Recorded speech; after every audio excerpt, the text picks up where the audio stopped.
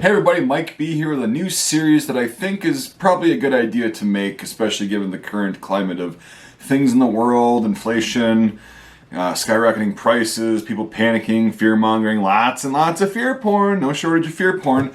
So I kind of just wanted to make a little series on the way I've been doing things for probably about 15 years now, since I was a wee one. And kind of figured out that, things can be worse. My grandmother, when I grew up, when I knew her and everything, she was alive. She lived through the Great Depression. She was born in 1923, and said that it was the happiest time of her life. They were poor, they didn't care, and they got through it. And she kept sharing knowledge with me as long as she was alive about how they did it, how they stayed sane, and different foods that they had.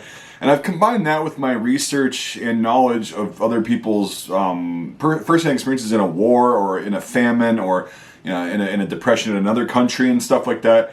And I've kind of combined that with modern resources and technology and whatnot, and kind of come up with the least fear porn way to prep, I guess. I don't like using that term because then they lump you in as a prepper, and some people go kind of off the deep end.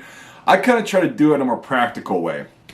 I don't panic, I don't go over the deep end. I just like to have things on hand because my grandma says it can happen at any time, and usually you'll see it coming when others won't, and it'll pay for you to be ahead. Now, this is going to involve many different factors. Prepping isn't just one thing. It's many things. I don't go as extreme as a lot of people do because I believe that in their worst case scenario where they think they're going to bug out and try to survive out in the woods alone, I think that's totally wrong, and I think that there's going to be a lot of dead people that do that. If it's a worst case scenario, a lot of us will be dead in the first few days, myself probably included. It's a matter of making it past the first few days, and if you do, how do you survive after that? That's the worst case kind of. It's like a fear porn fantasy for a lot of people. That's not the case with me. I'm more what I would like to guess is being realistic and pragmatic of what can happen because I go by what has happened. Worst case scenario is a fairly uncommon thing, especially in countries such as the United States, even though it's not impossible. But I'm going to focus on what has happened in the past and what I believe might be happening in the very near future. So my kind of guessed situation, my predicted situation is going to be a major recession or a pretty decently bad depression. It might be along the same lines as the 1930s depression, the Great Depression. I could be wrong, and hopefully it doesn't ever get that bad, but it never hurts to have these things on hand as far as food goes, and if you, worst case scenario, you have food. So you just go through and you eat it like that, and you're good to go. So it's stuff you're going to use anyway. It's not really like all this prepper food and stuff like that. I don't believe in a lot of stuff's got a lot of chemicals in it, and I know some of the stuff I'm going to show you does too, but I think it's a lot less. And also another factor is cooking and putting together food in a time where it's really dark and grim and shitty. Cooking food is very therapeutic. So if you don't cook, it's a skill that, I'll go over a whole video of skills that I think people should have. But for now, because it's kind of looming and people are asking, what do I get? What do I get? What can I survive off of? What if there's no food at the store? Because I think we're going to run into a food shortage at the end of this year. Again, I hope I'm wrong on all this. But in the event, for example, in 2020, when everything went to shit, went to hell in a handbasket, it didn't really affect me that much. We just went out to eat less, because we had everything we needed at home and we went out very rarely anyway, so it really didn't affect us that much. We had a meat subscription service, which I'll talk about, but for now, I'm going to go over stuff that is just things that are really good to have on hand that you can make a lot of different dishes with. And again, meat is a supplement for all this stuff. I am the farthest thing from a vegetarian or vegan possible, but for this one, we're going to focus on stuff you can make and then adding meat as a supplement to that, which we'll go over in another video. So the first thing is, these can be had, I get most of this stuff from the local grocery stores or, unfortunately, Walmart. Sucks where I live, most of the mom and pop grocery stores went out of business when Walmart came in here 20 years ago, so that sucks, otherwise I'd shop there. Anyway, so the first thing that I'm going to recommend is kind of twofold, is rice. Rice is really cheap.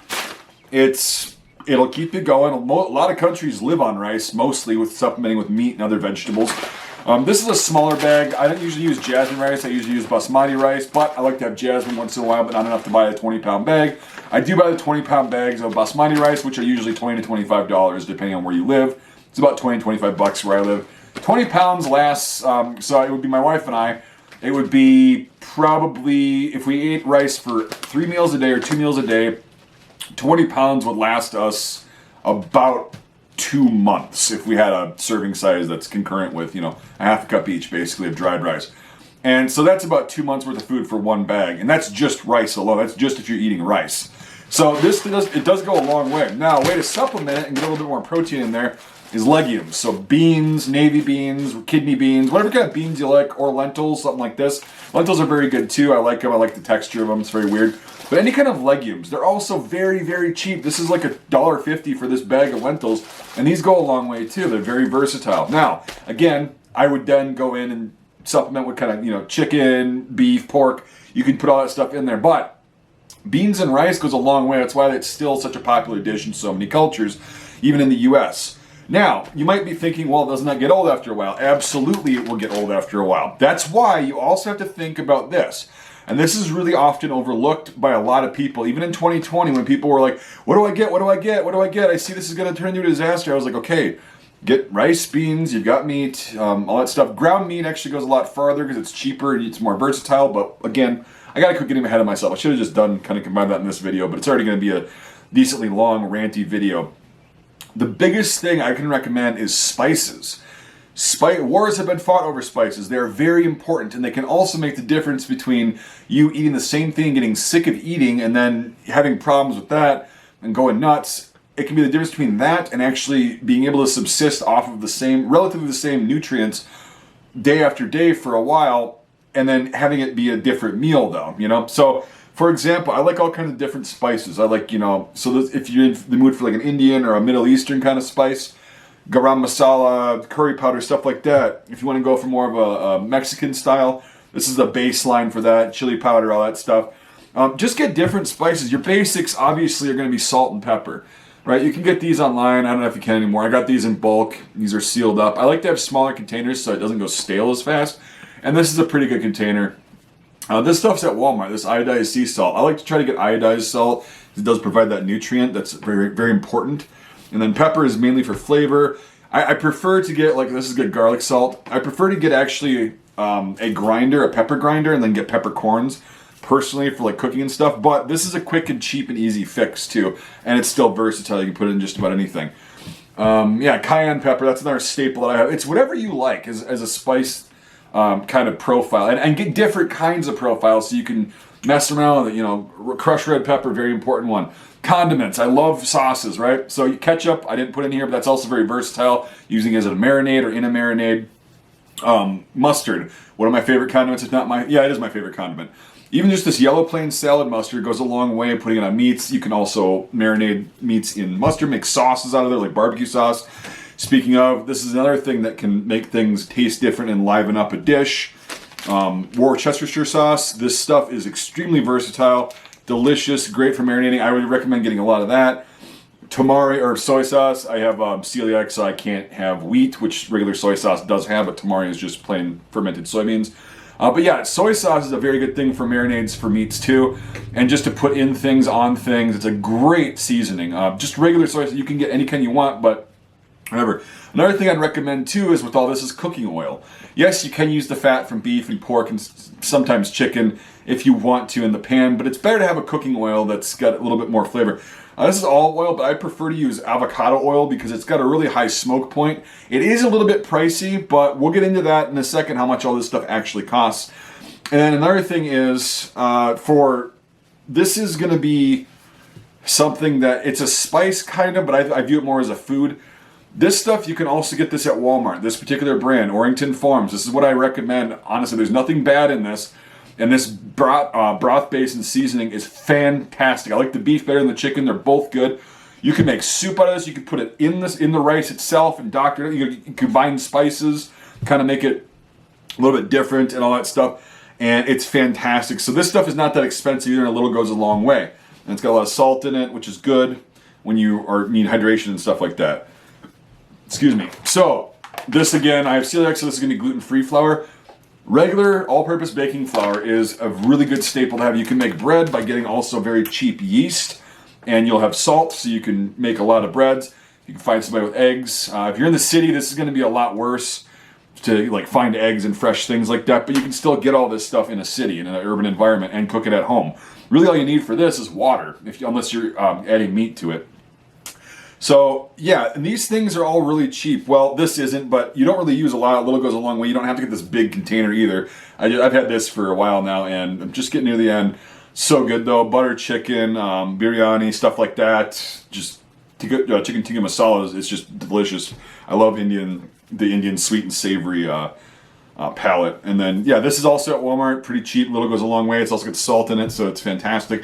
All this stuff is really cheap. This is like $2. And here's the thing, is if you just do this gradually, like every time you go to Walmart or the grocery store or whatever, you decide to grab an extra bag like this. That's all you have to do to really prep and stock up. That's all I do, is I grab a couple extra things, so I have them in the pantry. And I like dry, non-perishable goods, or like canned things that keep for a long time. Soy sauce is very good for that, and so is this stuff. Anyway, another little supplement that you're going to want if you're just living on this stuff for a while, and because there's no food on the shelves, or you're poor or whatever, and you can't afford anything but just the basic food like this, is get some multivitamins. It doesn't have to be this kind, it's just the kind that I take sometimes. That's a really good supplement to add, even though it doesn't really, you don't get a ton of vitamins from there. You should be getting it from your food. It's still better than nothing if you can afford these. So yeah, this is just basic kind of things to have on hand that can get you through, say, 2 weeks to flatten the curve, something like that, and 14 days to flatten the curve, and it turns out to be 5 months, and you're not expecting that. Well, these things can get you through a decently long period of time.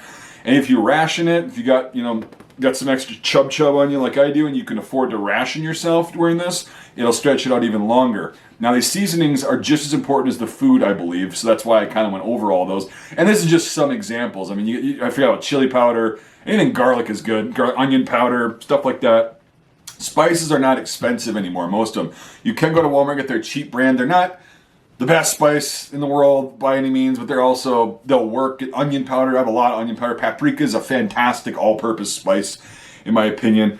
You can really make this go far, especially if you've got a meat source. Because I don't think in this situation that electricity, as long as you're paying your bill and able to pay your bill, I don't think the grid's going to go down. I think we'll still have internet. I just think that people are going to be spending a lot less on cheap plastic shit from China and stuff like that we don't need than whatever. And they're going to be spending more on food, which is going to suck. But if you have all this stuff in your pantry or in your cabinet, or all it takes is one cabinet full of this stuff for one person.